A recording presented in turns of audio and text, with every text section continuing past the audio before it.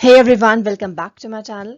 This is the third part of the video जिसमें हम ये डिस्कस करेंगे कि इन केस अगर किसी भी देश में इन्फ्लेशन आ जाता है तो उसे कंट्रोल कैसे किया जाता है, basically the management of inflation. ये वीडियो तीन पार्ट्स में आई है। पहला पार्ट इज इन्फ्लेशनरी मेजर्स या फिर monetary measures, second part is fiscal measures and third one is general measures. तो इसमें हम जनरल मेजर्स का डिस्कशन करेंगे। So let's start. सबसे पहला जो मेजर है वो पढ़ने से पहले आपके लिए ये जानना ज़रूरी है कि जनरल मेजर होते क्या हैं। देखिए, कुछ तरीके होते हैं जो ना आपकी मॉनेटरी पॉलिसी में आते हैं और ना ही आपके फिस्कल मेजर्स में आते हैं। उन्हें हम अदर मेजर्स या जनरल मेजर्स का नाम दे देते हैं। तो ये जनरल मेजर्स हैं, इसके बारे में डिस्कशन करते हैं। First one is wage policy. किसी भी देश की वेज पॉलिसी बहुत कंट्रोल्ड तरह से बनानी चाहिए और बड़े कॉशन के साथ, बड़ा ध्यान में रख के इन फॉलोइंग पॉइंट्स को। पहला पॉइंट ये बोलता है कि वेज शुड इंक्रीज। अच्छा, wage increase should not be allowed unless accompanied by production. अच्छा, इस पॉइंट का मतलब ये है कि भाई अगर वेज बढ़ाने का सोच रहे हो तो बिना प्रोडक्शन किए बिल्कुल भी वेज मत बढ़ाना, क्योंकि अगर आप बिना किसी काम के, बिना किसी प्रोडक्शन के वेज बढ़ा देंगे तो वो आपके देश में इन्फ्लेशन ले आएगा। जैसे कि सपोज अगर मैं बिजनेस ओनर हूं और मैं अपनी लेबर से काम नहीं करा रही, प्रोडक्शन बिल्कुल नहीं हो रहा, या हो रहा है तो वो बहुत कम हो रहा है, और मैंने इन्फ्लेशन मार्केट में एकदम आने लग गया और मैंने क्या कर दिया, मैंने अपने जो वर्कर्स थे उनकी सैलरी हाइक, उनकी वेज हाइक कर दी, लेकिन प्रोडक्शन के साथ नहीं करी। अगर मैं उनसे 8 घंटा काम करा रही थी या अगर मैं 2 शिफ्ट में काम करा रही थी, उसके साथ अगर वेज इंक्रीमेंट होता तब तो समझ में आता कि प्रोडक्शन भी हो रहा है एंड साथ साथ इन जो उनका वेज हाइक है वो भी हो रहा है। बट यहाँ पर प्रोडक्शन नहीं हो रहा, सामान कुछ नहीं बन रहा, आप सिर्फ लोगों को पैसे बांट रहे हो। जब आप पैसे बांट रहे हो तो वो पैसे लेके कहाँ जाएंगे? जब हमारे पास पैसे होते हैं हम लेके कहाँ जाते हैं? खर्च करने जाते हैं।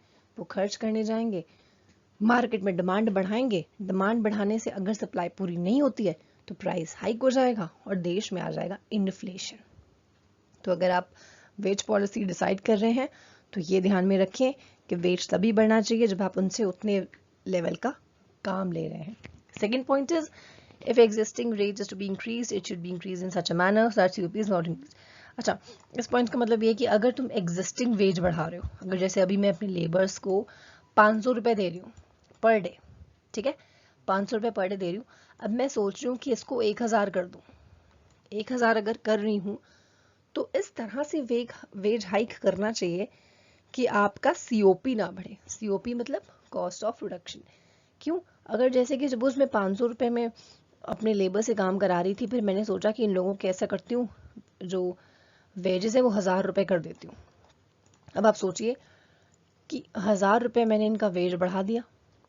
अब मेरी जो कॉस्ट ऑफ प्रोडक्शन थी, जो मेरा सामान था, वो पहले 20 रुपीज़ में बन जाता था, अब वो बन रहा है इनकी वेज हाइक कराने की वजह से 40 रुपये में। अब इस 40 रुपये में अब मैं अपना प्रॉफिट मार्जिन निकाल पाऊंगी? अगर मेरा प्रॉफिट नहीं निकल रहा तो मैं उसको निकालने के लिए अपने जो सामान बना रही हूँ उसका प्राइस बढ़ा दूंगी। जब प्राइस बढ़ रहे हैं तो फिर उन्हें क्या कहते हैं? उसे हम इन्फ्लेशन कह देते हैं, परसिस्टेंट इंक्रीज इन प्राइस को। तो अगर ऐसा हर केस में हो रहा है तो सब जगह प्राइस बढ़ेगा। तो दैट इज वाई आप अगर बढ़ाने का सोच भी रहे हो तो इस तरह से सोचो कि सीओपी बिल्कुल ना डिस्टर्ब हो, उसे मैनेज करना आना चाहिए। Third point is appropriate saving measures. इस पॉइंट का मतलब ये है कि आपके जो भी एम्प्लॉयज़ हैं उन्हें इनकरेज करिए कि वो पैसे कुछ सेव करें, ना कि सारे पैसे उड़ा दें, खर्च कर दें। Then comes price control and rationing. इस पॉइंट का मतलब ये है कि प्राइस कंट्रोल करना आना चाहिए। ऐसा होता है ना कि आपने सुना होगा प्राइस सीलिंग, एक शब्द है price ceiling, CEILING। Price ceiling शब्द का मतलब ये है कि जब हम प्राइसेस की मैक्सिमम लिमिट लगा देते हैं, इससे ऊपर आप सामान नहीं बेच सकते।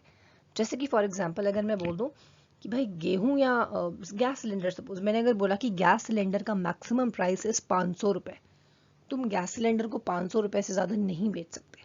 अगर कोई इंसान उस गैस सिलेंडर को 550 रुपये में बेचता हुआ दिखा तो क्या हो जाएगा? तो वो फिर वो पकड़ा जाएगा, फिर वो जेल जाएगा। तो ये इसलिए किया जाता है कि आप अननेसेसरी प्राइसेस को बढ़ाएं नहीं, उनको लोगों को बेवकूफ़ ना बनाएं और जो गवर्नमेंट ने जो प्राइस सेट किया है उसी प्राइस पे आप सामान बेचें। ये गवर्नमेंट करती है, जिसे हम कहते हैं rationing. Third one is hoarding. Black marketing should be curved. इस पॉइंट का मतलब ये है कि भाई जो तुम लोग, कुछ लोग होर्ड कर लेते हैं सामान, अपने पास इकट्ठा कर लेते हैं, काला बाजारी करते हैं, वो नहीं करनी चाहिए। उससे भी इन्फ्लेशन आ जाता है। जैसे कि सपोज मुझे सिलेंडर चाहिए, गैस सिलेंडर मुझे चाहिए, अब गैस सिलेंडर कहीं मिल ही नहीं रहा है, मैं ढूंढ रही हूँ, 1200 रुपये का सिलेंडर होता है और कहीं नहीं मिल रहा है। अब क्या होता है, एक सिलेंडर वाला भैया आता है, वो मुझसे कहता है कि देखिए सिलेंडर तो आपको मिल जाएगा लेकिन 1200 का नहीं मिलेगा, वो आपको 1800 में मिलेगा। अब बताइए आपको लेना है। अब मैं तो अर्जेंट नीड में थी कि मुझे गैस सिलेंडर चाहिए, तो बताइए क्या मैं 1800 का ले लूँगी? मजबूरी समझ के लेना पड़ेगा भाई। तो इस तरह से कुछ लोग क्या करते हैं, ऐसा कर लेते हैं कि अपने पास सामान इकट्ठा कर लेते हैं और मार्केट में दिखाते हैं कि मार्केट में सामान है ही नहीं, और फिर उसे धीरे धीरे छपा छपा के ब्लैक में बेचते हैं। ठीक है, उसका रेट अपने हिसाब से मैनेज कर लेते हैं, अपने हिसाब से बढ़ा लेते हैं। तो ये चीज़ें नहीं करनी चाहिए। अगर आप महंगा महंगा बेचोगे तो अगेन शार्प इन्फ्लेशन में लाकर और पूरे देश में उसकी चपेट आ जाएगी। Fourth one is government support. अच्छा, इस केस में लिखा हुआ है कि गवर्नमेंट भी हेल्प करे कुछ कुछ लोगों को जो बहुत weaker sections of the society हैं, जैसे कि उन्हें सब्सिडीज देना, छूट देना चीज़ों में, ट्रांसफ़र पेमेंट्स देना। ट्रांसफ़र पेमेंट्स मतलब पेंशन के फॉर्म में, सोशल सिक्योरिटी के फॉर्म में पैसे देना, वो गवर्नमेंट का सपोर्ट हो जाएगा। पांचवा स्टेप जो है वो है essential items should be available. इस पॉइंट का मतलब ये है कि जो बहुत ही एसेंशियल आइटम्स हैं, जैसे कि फूड ग्रेन्स, खाने पीने का अनाज, ये देश में सफिशिएंट क्वांटिटी में होना चाहिए हर देश में, एंड लोअर प्राइसेस पे लोगों को मिलना चाहिए। क्योंकि देखिए ये तो कुछ नेसेसिटी में आ गया आपका। फूड, क्लोथ एंड शेल्टर में जो बेसिक फूड ग्रेन्स हैं वो तो आपकी नेसेसिटी है, तो ये तो आपको मिलना ही चाहिए हर एक देश में। ये गवर्नमेंट की रिस्पॉन्सिबिलिटी है। तो ये कुछ 5 मेजर्स थे जो आपने पढ़ लिए, जो ना कि मॉनेटरी में आते हैं एंड ना ही फिस्कल में। इसमें किसी भी पॉइंट में कोई भी डाउट हो तो प्लीज़ आप कमेंट बॉक्स का यूज़ कर सकते हैं for any query. So this is it for today's video. I hope आपको ये थर्ड पार्ट समझ में आ गया होगा। In case of any doubt आप हमेशा अवेलेबल है and suggestions are always welcomed. Thank you all for watching. Do like, share, subscribe the channel. If you seriously like the content, thank you again and God bless you.